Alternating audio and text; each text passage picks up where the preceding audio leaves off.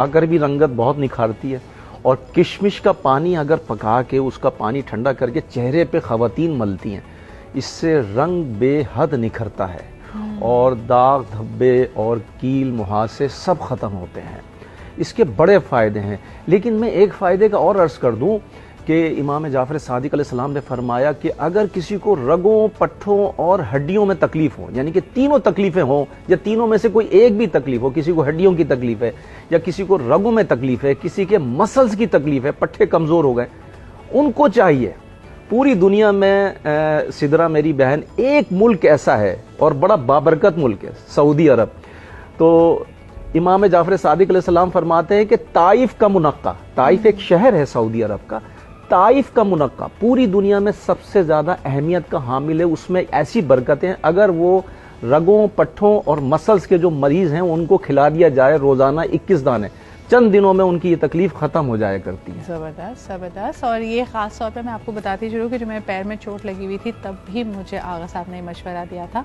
और ताइफ का मुनक्का तो अभी कोई जा नहीं रहा था और पहुँच नहीं सका यहाँ पे, लेकिन इवन अगर आप सिंपल मुनक्का भी खाते उससे भी फ़ायदा होता तो उससे भी आपको बहुत फ़ायदा होता है। मस्कुलर पेन की तो हर कोई शिकायत कर रहा है। आगा साहब, स्पेशली सवाल आता है सर्दियों का, क्योंकि मौसम शुरू हो गया है, तो पुरानी चोट कोई अगर किसी को लगी हुई है, उसकी भी तकलीफ दोबारा आ जाती है, उसके लिए भी फ़ायदेमंद है ये? देखिए, पुरानी चोट को भी ये ख़त्म करता है। और बहुत सारे लोग क्या करते हैं, इसके जो बीज होते हैं ना उसको निकाल के पाउडर बना लेते हैं, उसके बीज को जैतून के साथ चोट पे, वरम पे या उस पे लगाते हैं, उससे वो हील हो जाता है, ख़त्म हो जाता है।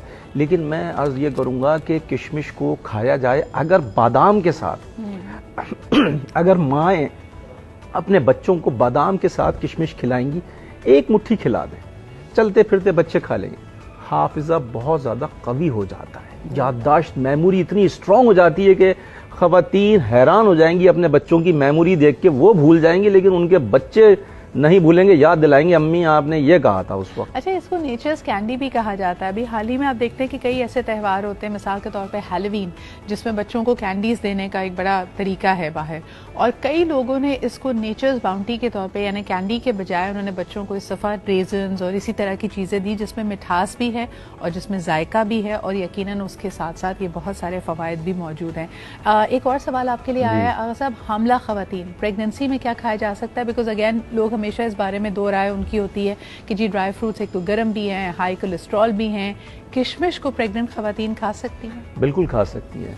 किशमिश को प्रेग्नेंट ख़वातीन खाएं और कोशिश करें कि सेहा वाली किशमिश खाएं, तेज़ी से खून बनाती है।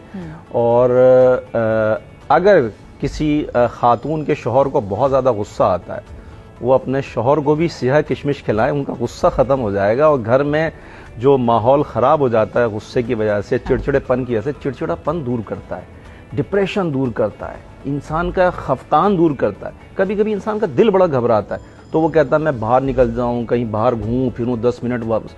कोई ज़रूरत नहीं, आप काली वाली किशमिश थोड़ी सी खाएं, आपका खफकान दूर हो जाएगा। अच्छा आगा साहब, आप हमेशा लोगों को एक रूहानी तर्ज अमल से भी और दुआएं भी बताते हैं और बाकी चीज़ें। हमारे यहाँ हर घर में इस वक्त इतना इस्तराब, इतना गुस्सा है, यानी लोग कहते हैं बाहर हम सही रहते हैं, बाहर काम कर रहे होते हैं, लेकिन जैसे ही घर आते हैं तो चिड़चिड़ाहट और गुस्सा बढ़ जाता है। इसके लिए कोई दुआ या कोई तरीका? देखिए, अगरचे हालत सजदा में, सजदे की हालत में बिस्मिल्लाहिर्रहमानिर्रहीम माशअल्लाह ला हौला वला कुव्वता इल्ला बिल्लाहिल अलीयुल अज़ीम व अंता अरहमुर राहिमीन, अगर 100 मरतबा सजदे की हालत में पढ़ा जाए तो किसी भी किस्म की टेंशन आपको रहेगी नहीं।